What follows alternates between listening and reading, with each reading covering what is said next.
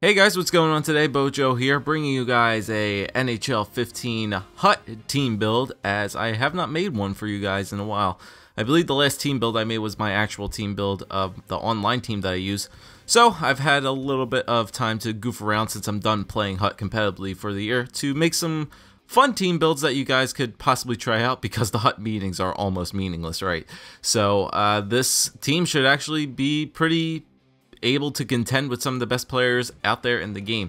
So what I decided to do was do something a little bit differently here and take former NHL players that are still playing hockey but are in leagues outside of the NHL. So the Dell leagues, the national leagues, Swedish leagues, Swedish hockey leagues, SHL, all those kind of leagues. Put all those guys together on a team, and yeah, that's what I have produced for you guys here. So I didn't take, there were a lot of players that I did not include here because they've only played like maybe 15 or less than 20 NHL games. I tried to take the players that have played a majority of their career in the NHL so far to this date. So let's run through the team here, and let's see how many of you guys can name which teams that these former players have played for the most, and where they're playing at now. And you can maybe remember get some feelings of nostalgia going for some of these players actually playing for your team at one point, your favorite team at one point. So for the first line here, I have Pierre-Marc Bouchard, Matthew Lombardi, and Chuck Kobasu for the first line here. So two-way forwards and a playmaker there. Bouchard's actually got some pretty decent stats for some silver players. Most of these players do have some decent stats because they were former NHLers, so their stats aren't too bad. Kobasu's got 86 for skating. I never knew he was that fast, but it's a pretty decent first line. All rare silver players there, Bouchard, and you get 91 chemistry on this line too because they're all National League players right now currently, so that's pretty cool. As we move on to the second line here, we got Mark Bell, Peter Mueller, and Ryan Shannon. So I remember using Shannon back in like NHL 14 or 13, as a matter of fact. He used to be such a fast skater on the Tampa Bay Lightning, but apparently nowadays he's lost some of that speed. But still, you got some decent players here. Peter Mueller, who's got some good skating in hands. Mark Bell's got some pretty good checking for a sniper. 86 checking for a sniper. That's pretty ridiculous. I think that's one of the highest checking categories for a sniper, I think, aside from maybe Ovechkin, to say the least, just like base card wise. It's pretty ridiculous for a 75 overall sniper to have 86 checking. That's pretty cool there, and 80 chemistry on that line. Third line, now we get to Ryan Beta, Josh Green, and Nick Palmieri. Some names that you might not recognize here as they're a bit older in age. I think Beta's like, I know Josh Green's pretty old. He's like 36. Yeah, Beta, I think, is up there in age too. He's 33. Yeah, and Palmieri, he's decent age. I think he's like 20. So yeah, he's 25, but he has not played in the NHL for a long time, mainly with the New Jersey Devils there. But non-rare silver shear, sniper, playmaker, power forward combination going up right there on the third line.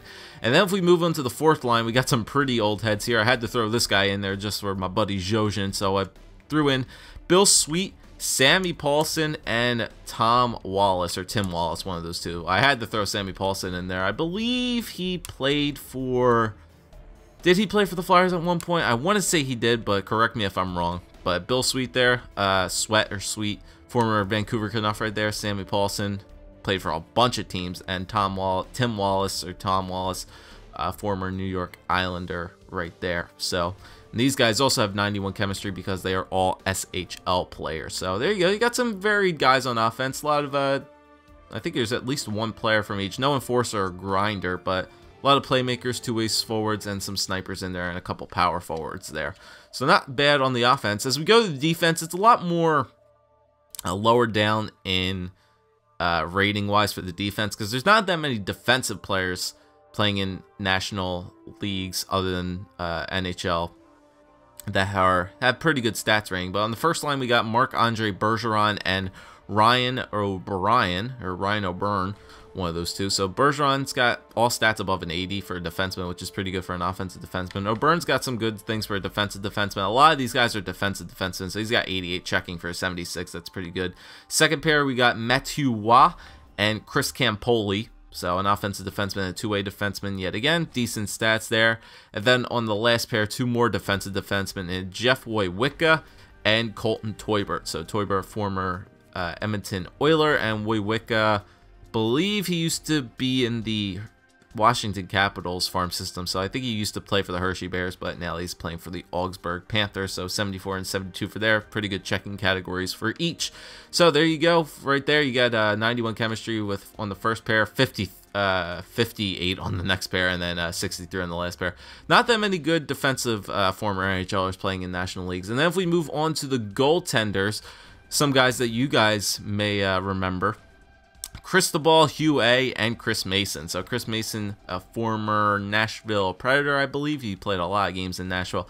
And then Cristobal Huet, I don't think he's been relevant since that season where the Chicago Blackhawks had that outdoor game against Detroit, I want to say, where he played in the Winter Classic game. That's the last I remember of him, of Cristobal Huet. So there you go. There's the goaltenders that you guys may recognize. So it's a fun little team build. I have not had a chance to personally try it out in Division 1 yet because, you know, you want to have some better players out there in Division 1. Maybe when I'm starting to screw around near the end of the game, I'm going to keep this team intact. Maybe I'll try it out for you guys eventually and leave a comment on here later in the months of how this team actually works out. But give it yourselves a try. Most of these players are, I want to say they're relatively cheap. The rare silver players are pretty cheap, but the non-rare silvers, you might have a little bit more trouble getting your hands on a couple of these guys. But if you guys do decide to make this team, let me know how they play, because the HUT ratings are almost meaningless. But anyway, that's a cool little team build. Let me know what you guys think. Leave some suggestions in the comment section down below as well for some other team builds that you guys would like to see. Preferably just random ass team builds. I have a shite ton of silver players, so if you guys want to have me make a team like full of silver players again, I definitely would be up for doing that. I'm trying to make a full enforcer team build up right now, so I think that might be the next one coming out for you guys. That'll be pretty interesting to make. But yeah, leave your suggestions down below and I'll take a look and see what magic I can do. But other than that, thanks guys for watching. Let me know if you try out this team build, give it a try. Other than that, or if you've used any of these players at all before in HUT, let me know how they work out for you guys. Other than that, thanks for watching guys, and I'll see you guys some next time for some more Hockey Ultimate Team builds. Leave a like, comment, and subscribe as always. Catch you guys next time.